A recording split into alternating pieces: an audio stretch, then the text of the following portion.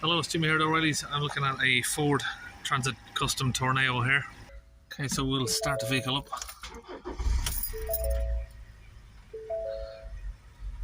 I've got looks like an AdBlue sign down there, but it's particle filter overloaded, exhaust filter overloaded.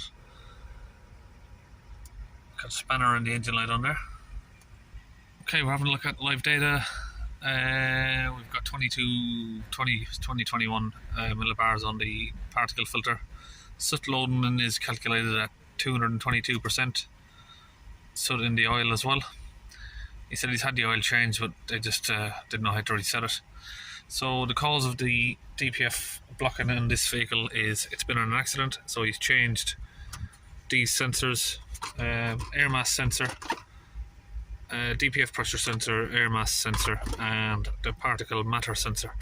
It's had a front end accident and now the DPF's blocked. So there isn't really any other cause to it that I can see.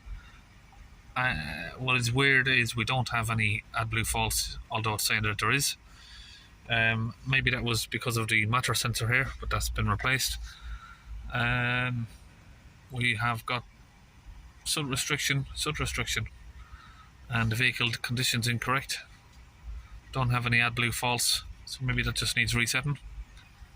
So first, let the screens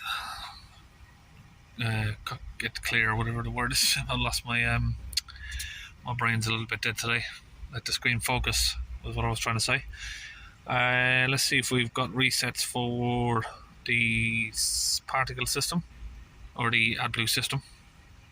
So we'll reset the fault inducement, I think. Let's see if we can get rid of that. This tablet is the launch Eurotab 3.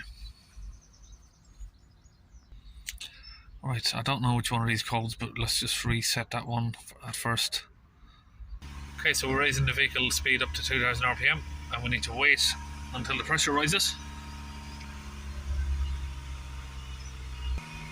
Okay, pressure's up, so we'll press OK.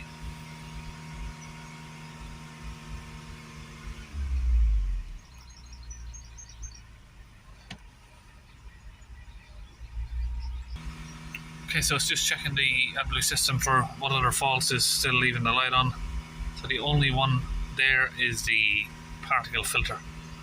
So that must be sort of on the same line. Everything else is okay. So we'll get the particle filter cleaned out. Okay, so we're going to get out the airbox here and we'll get into the pressure sensor. Well, we don't really need to, but what I was going to maybe check is the pipe. Now, one of my last videos, this pipe was blocked, but we can just check that here before we take the airbox off. Actually, I can see someone's put a new sensor on here, but they've put it in the wrong direction. So we'll twist that around, put it in the right order. So I'm just going to check the pressure of the pipe with a Medivac, and we can see there that if we squeeze that, it's not holding pressure, so it's clean.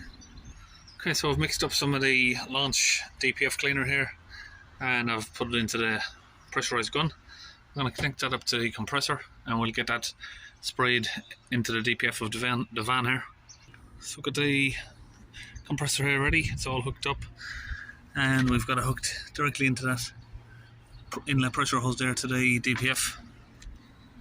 Alright, let's squeeze the trigger and hopefully it doesn't blow off. Yep, we're flowing freely.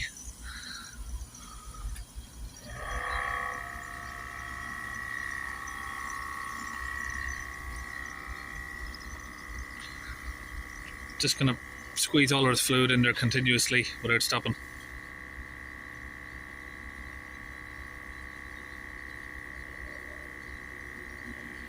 Okay, now we'll let that sit for 5 minutes. Now we'll get back inside, start it up.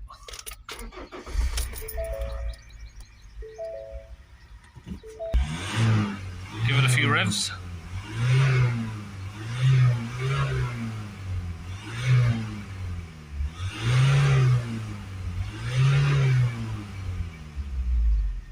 Right, now we'll put the other half of that bottle into the vehicle while it's running. Just going to hold the trigger squeezed again continuously without stopping. We're just going to keep it going. It's the compressor coming on there.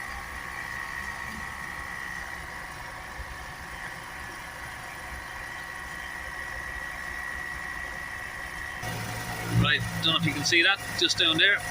There is a little bit of a crack on the DPF there.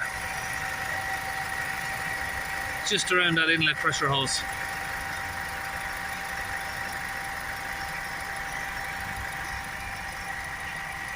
So we've got the hose now disconnected, and we've reconnected the pressure sensor there.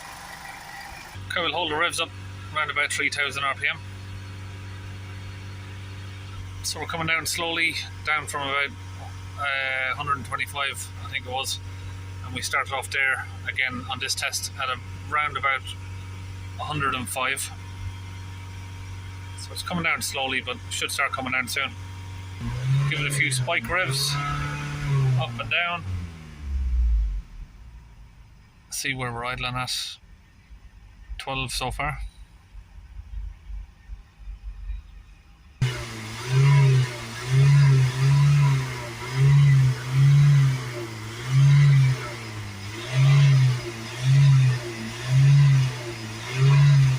Okay, I'm going to reset the particle filter values.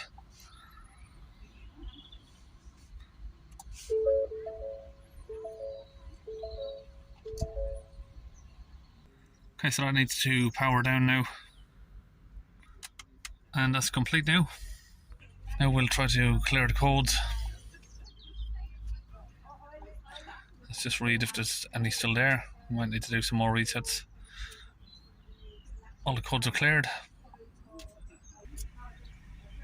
Okay, we are on idle.